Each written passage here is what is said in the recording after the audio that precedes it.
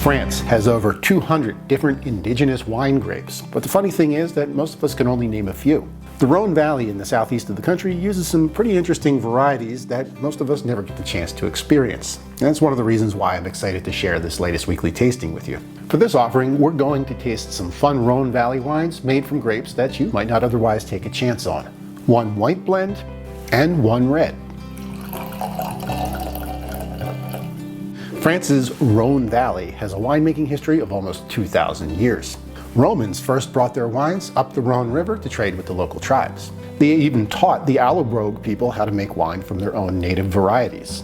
After the fall of the Roman Empire, France became a monarchy, and in the Middle Ages, a dynasty of dukes ruled over individual territories. And many of these dukes had direct ties to the Roman Catholic Church. And in the 14th century, the Pope relocated his papal court to the city of Avignon in the southern Rhone. Wealthy noblemen, royalty, and the clergy certainly had the means and the time to develop the land. So it makes sense that the local castles and abbeys soon had vineyards sprawling all around them.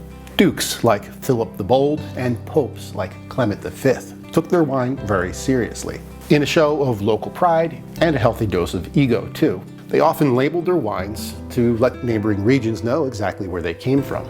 So these symbols were a sort of territorial signal to the neighboring dukedoms and tribes, meant to command respect, top dollar, and in some cases regulate which wines could or could not be sold in the region. Some of these insignias represent family crests, some are religious icons, and others, like this one here, have no real significance at all. So next time you pick up a bottle of Rhone Valley wine, take note of what's on it. These are all just fun little nods to the ancient, elite, and ecclesiastical history of the Rhone Valley. Enjoy. Spend enough time drinking French wine, and pretty soon you're going to start to recognize some familiar words. Like this word here, côte. In French, the word côte means slopes or hills, and in the wine world, the hills are everything. Over several millennia of making wine, we've learned that hillsides, whether on a mountain or in a river valley, are the best location for growing grapes. Grapevines love lots of sunshine and dry roots, and hillsides, especially southern facing, get the most sun exposure, and when it rains, they drain quickly. Down in the shady valleys where the soil is fertile and wet, grapevines grow too many leaves and not enough fruit. And up on the hilltops, the temperature can be too cold for grapes to ripen. But on the slopes, the environment is often just right for growing grapes. And this is why you'll see in almost every winemaking region of the world, the highest quality and most expensive wines come from grapes that grow on the hillsides, or as they're known in France, the côte. So we've discovered that the hills are alive with the taste of wine. The Rhone Valley in the southeast uses some pretty interesting grape varieties that most of us have probably never tasted before. For example, this wine. It has Grenache Blanc, Roussanne, Viognier, and Claret in the blend. Now, Grenache may be familiar to you, but probably as a red grape. Blanc, or the white version, is a little bit more rare.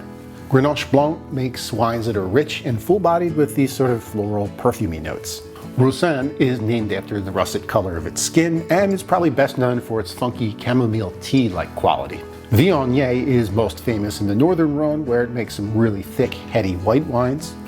And Claret is a very acidic grape that's used to balance these rich wines out with some freshness.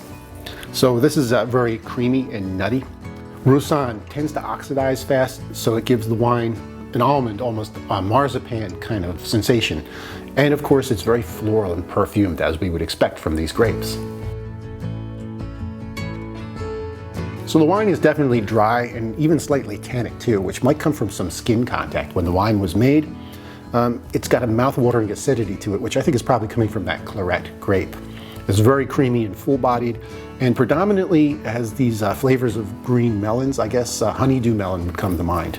Well, this Rhone Valley White has a little bit of everything in here. It's zesty, yet it's full-bodied, it's nice and creamy and smooth, very perfumed too.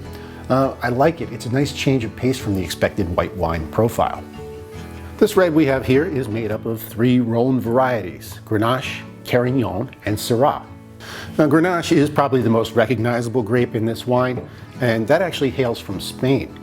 But it's used to make these high alcohol red wines that are really strong in red cherry fruits and oftentimes described as tasting like candy.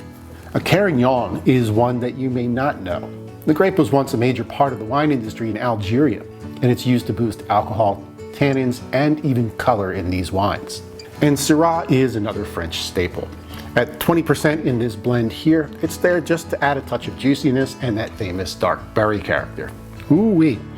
That's savory. It's like a bramble of berries and cassis, and there's this nutty, chocolatey tone in there that I think is coming from the Cairanne grape. It's definitely a dry and tart wine, and the mid palate is full of that savory cassis that we were talking about, and the bittersweet chocolate too. The finish is nice and spicy. It's got this black pepperiness to it that is definitely coming from the Syrah grape. I really like how this wine brings something different to the mix with those chocolatey notes coming from the Cairanne grape. It's got layers of complexity in there that makes this fun and somewhat cerebral to drink. Because both of the wines in this weekly tasting are a bit more full-bodied and really perfumed, we can go with some dishes that are a little more unique and bring some really strong flavors and textures to the mix. For the white blend, let's make a goat cheese stuffed chicken. The goat cheese is strong and rich with a fatty texture, so you'll want a wine that can lighten the load a bit with some freshness and acidity.